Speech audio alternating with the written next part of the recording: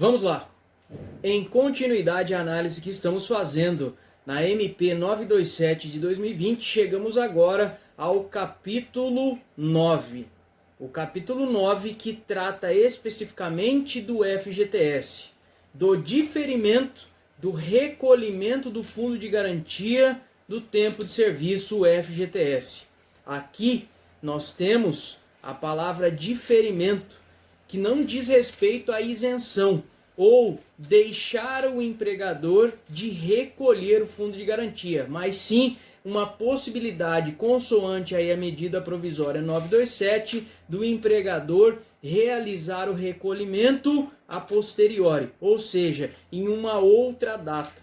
O empregador não está de maneira alguma isentado de efetuar o pagamento ou recolhimento do fundo de garantia.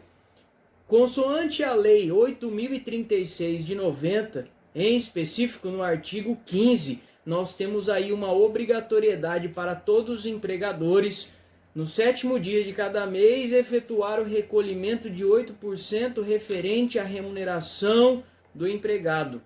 Entretanto, em razão do avanço da pandemia, em razão do coronavírus, nós temos então a possibilidade do diferimento do recolhimento do FGTS. O artigo 19 assim preconiza.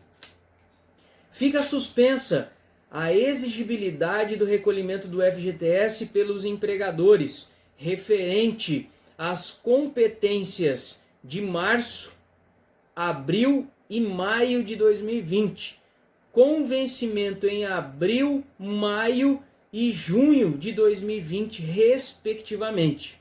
O parágrafo único, ele traz a imposição. Os empregadores poderão fazer uso da prerrogativa prevista no caput, independentemente do número de empregados, do regime de tributação, da natureza jurídica, do ramo da atividade econômica e adesão prévia. Então é uma possibilidade para um recolhimento de uma maneira diferenciada do FGTS, obrigação para o empregador, não fique isento, mas poderá recolher em um outro momento, de uma outra forma, ou seja, de maneira parcelada. O artigo 20, ele explica que o recolhimento das competências de março, abril e maio de 2020 poderão ser realizados de forma parcelada, sem a incidência da atualização da multa e dos encargos previstos no artigo 22 da Lei 8.036 de 90, que é a própria lei do Fundo de Garantia. Parágrafo 1º. Os pagamentos das obrigações referentes às competências mencionadas no caput será quitado em até 6 parcelas mensais, com vencimento no 7º dia de cada mês, a partir de julho de 2020, observado o disposto do capítulo 15 da Lei 8.036 de 90.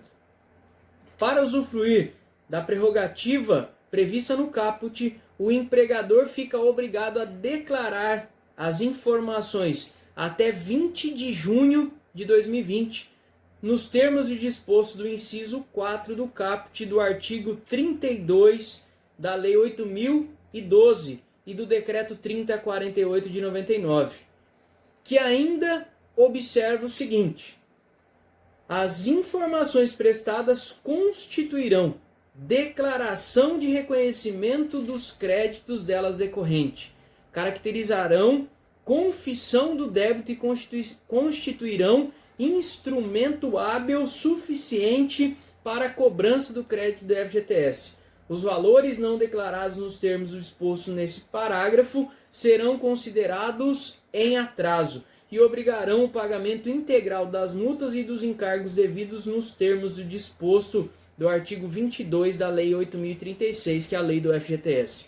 Significa que, a partir do momento em que as informações forem declaradas e reconhecidas como créditos pelos empregadores, eles, a partir desse momento, estarão frente à confissão do débito ora declarado. E o não pagamento ou os pagamentos em atraso serão realizados aí integralmente com a multa e os encargos devidos na própria lei do fundo de garantia. Então existe a possibilidade do parcelamento, caso haja o parcelamento, que nesse sentido será feita aí por intermédio da confissão do débito pelo próprio empregador. Se não efetuar o pagamento dentro do prazo previsto pela própria MP, haverá então a incidência de multas e correção monetária conforme a própria lei do FGTS.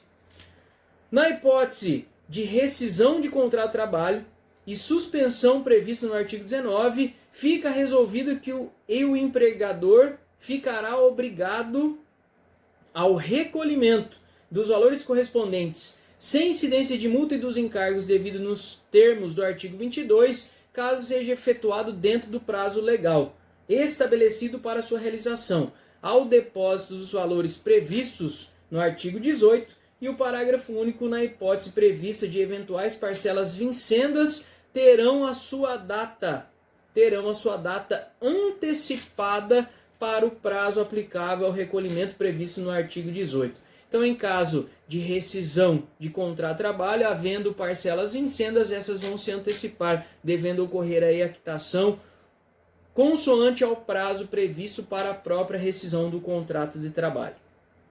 Fica suspensa a contagem de prazo prescricional dos débitos relativos à contribuição do FGTS pelo prazo de 120 dias contado da data da entrada em vigor da medida provisória. Artigo 24. O inadimplemento das parcelas previstas no parágrafo 1º ensejará o bloqueio do certificado de regularidades do FGTS. E o artigo 25. Os prazos para os certificados de regularidades emitidos anteriormente à data de entrada em vigor dessa medida provisória serão prorrogadas por 90 dias. Parágrafo único. Parcelamento do FGTS em curso, que tenham as parcelas a vencer nos meses de março, abril e maio, não impedirão a emissão do certificado de regularidade. A observação aqui para os empregadores é que não existe a isenção do pagamento, e sim o diferimento, ou seja, a transferência de uma data para uma outra a posterior. A obrigatoriedade permanece a mesma conforme aquilo que está previsto na Lei do Fundo de Garantia, a Lei 8.036 de 90. Ficamos por aqui com esse vídeo. Obrigado pela paciência e pela atenção. Foca no foco e vai rumo ao sucesso.